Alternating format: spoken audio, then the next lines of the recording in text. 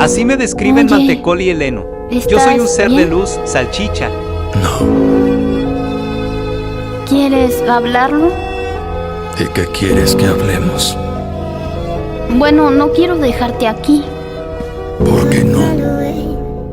No importo para nada. No soy nadie. Mi vida, mis memorias, mis amigos son mentira.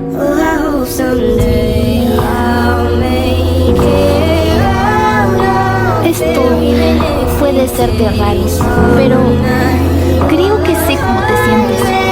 Bueno, no exactamente lo mismo, pero sentirse como si no fueras nada es muy común. O sea, la gente se sentía igual en el mundo de donde vengo. Y bueno, puede no ser así. ¿Por qué tratas de animarme? ¿De qué manera te beneficiaría? Yo no quiero que te sientas como si fueras nada. No quiero que nadie se sienta así.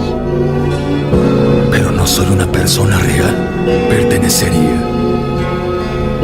No creo que puedas pertenecer menos que yo. Y un amigo sería bueno. Un amigo. Eres un personajito raro.